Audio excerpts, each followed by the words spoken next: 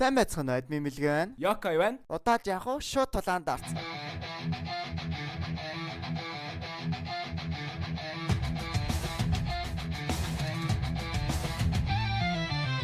Golden silhouette shining bright, spiky hair in the night. Otaku flow, always true. Anime dreams come through.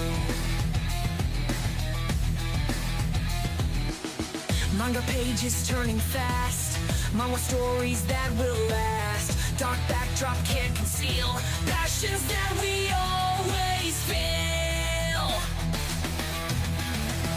Otaku flow, let's ride the beat.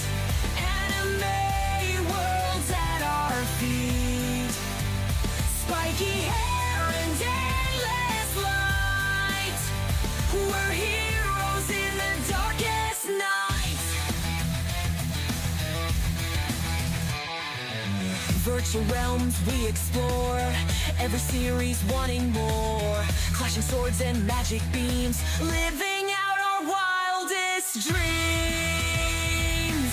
In this kingdom we belong. Every chapter sings a song, from the screen to our core. Otaku flow forevermore. Otaku flow, let's ride the beat. Anime worlds at our feet. Spiky hair and endless light. We're heroes in the darkest night. Үйл явдал солонгослоо шилжинэ. Үнэн амраач нүхээгүй л байна шүү дээ. Энэ нэр үнэн 7 голтой амт юм аа. Чи маанатай үлдсэн цорын ганц хүн. Тиймээс бид чамайг арай гэж аварсан. Чиний найзууд Би мэднэ. Тэдэнд бараг л маана байгаа. тэгээд яагаад Намайг байгаахад надтай тоглодог гэсэн үт орхоо цуст хаалгыг давж ирээд намайг алсан. арай та Тийм ээ, лацыг сулал. хүү лацыг эвдэлж эхлэе. Яг одоо холбооны бүх гişүүдийг цуглуул. Амраад хүчээ туршихаас гадна төгөлдрөлт ялагдсан уурандаа тэнд цугларсан 1528 ангуучийг бүгдийг хайр найргүй хөнөөж өргөлөө. Энэ дээр нэг тайлбар өгөхөд амраагийн чойжлогдсон чадвар нь алсан хүнийхээ чадрыг хусдаг байсан шүү. За тэгээд чадварыг нь ашиглан төгөлдрийн эсрэг тэмцэх гээд байх шиг байгаамаа. Та зүгээр үү? Үгүй ээ. Тэр навш 3S төвшний ерөнхий сайдыг алсан. Энэ одоо ч хангалтгүй. Тэр навшийг ямар ч үнээр хамаагүй ална. Би Орос руу явбал. За энэ хэсэг дээр дахиад нэг тайлбар өгөхөд Америк, Хятад, Орос, Япон гэх мэт 4 улс байдаг. Энэ бол хамгийн хүчрэг ангуучтай. Мэдээж Япон хамгийн сул дараа нь болохоор өмнөд Солонгосыг өөртөө нэгтгэн нөгөө 3 улсынхаа эсрэг тэмцэх хүчтэй болно гэж бодсон. Тийм учраас Солонгослоо дайрсан. Үйл явдалдаа эргээд орцгоё. Тулаанд ялсан төгөлдөр хаалганаас буцан гарч ирэхэд мань лүүн зэгч тосч аван би эмчлэх үйл явцаа шууд эхлүүлсэн. Миний ээс төвчний нөхөн сэргээх чадвар эсүүдэд гэмтэл учруулсан. Би маанага баг багаар ашиглаж байгаа. Энэ удаа хугацаа зарцуулах болно. Гэхдээ би түүнийг гарцаагүй аварч чадна. Чи яагаад ингэж хичээгээд байгаа юм? Чамаас болоод чи амьд үлдэх хэрэгтэй. Эмэгтэйчүүд ийм санаатай. Мөмөр бишээ. Манай төгөлдрийн сэтгэлийг татгаж үзэж гин. Даач манай төгөлдөр ээжээс өөр хүний мөмөнд. За энэ яах вэ? Үйл явдал руу гарыг. Үүнээс хойш тэдний яриаг товчгоноор тайлбарлаад өгье. Төгөлдрийн хүчин цус хаалган дотор орсноос хойш хувираад илүү хүчрэг болсон. 15 жилийн өмнө энгийн хаалганууд гарсан ч аажимдаа тэд бүгд цус хаалга болсон. Төгөлдөрт эдгээр хаалгануудын маана урсгал хүч өгдөг гэдгийг мэдэж аавна. Энгийн хаалгыг нүх гэж үзвэл цус хаалгыг гарц гэж үзнэ.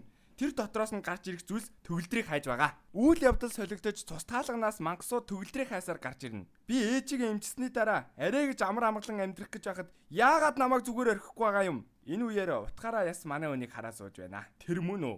Хагарал үзгсэн нэгэн төгөлдөрч гарч ирсэн бүх мангасуудыг алж дуусгаж байтал цэргүүд ирэн түүнийг мангастай андуурч галлаж эхэлнэ. Цус хаалганд хит ойрцсноос болж төгөлдөр эрүүл ухаанаа алдснаар өмнөх дурсамжийн тунд харагдаж эхэллээ. Төгөлдөр өмнө нэг сайн найзтай байсан бололтой. Тэр новшнууд яагаад тэд чамайг сонгосон юм бэ? Яагаад гэвэл би амархан.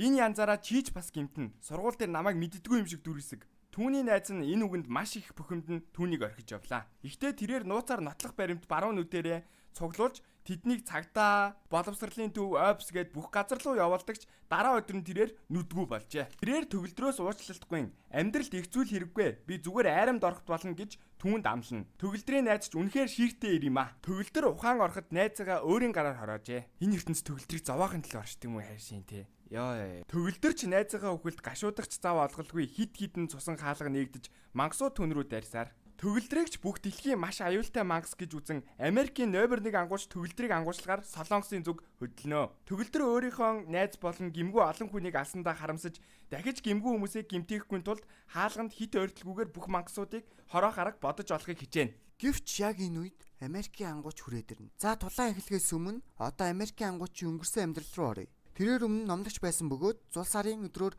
хүмүүст номлол айлдаж байхад хаалганууд нэгдэж мангасууд гарч ирэхэд түүний хүч сэргэн хідэн хүн хөнгөн бэрцсэн ч нэг ч хүний аим үргэдэгвэ. Үнэхээр гайхалтай нэг юм аа. Мөн төгөлдөр багасаа түүнийг шүтэн биширдэг байсан. Америкийн ангууч төгөлдөрлөө дайрсан ч төгөлдөр түнлүүд огт дайрсангүй. Түүнтэй ярилцахыг хүснэ. Түүнд өөртөө тохиолдсон зүйлээ ярьж өгөхөд ангууч түүнийг тэрвэрэн төгөлдрийн нэрийг асууж дараа нь тэрээр төгөлдрийн нэрийг бие дээрээ бичиж эхэлнэ. Энэ хүн яагаад хүний нэрийг бие дээрээ шивдэг вэ гэвэл ерөнхийдөө алсан хүнийхээ нэрийг бие дээрээ шивдэг юм байлаа. Өөрөөр хэлбэл төгөлдрийг алах гэж байна гэсэн үг. Би бүр анханасаа тийм энийг ингээд худлаагаар гэдэг юм мэдээдсэн аахгүй юу. Үйл явдал Орос руу шилжнэ. Оросын ангууч Новш гэж дайны талбарт байсан бүх хүнийг алаад Солонгос руу явсан гинэ. Энэ бүх хугацаанд тэр Америк новш хүчээ нууж байсан хэрэггүй. Хэрэг бид хойд мөсөн далай мангасыг барьчих юм бол энэ үедээ Оросын ангууч дээр амраа ирэн Тэр мангасыг би танд бариад өгье.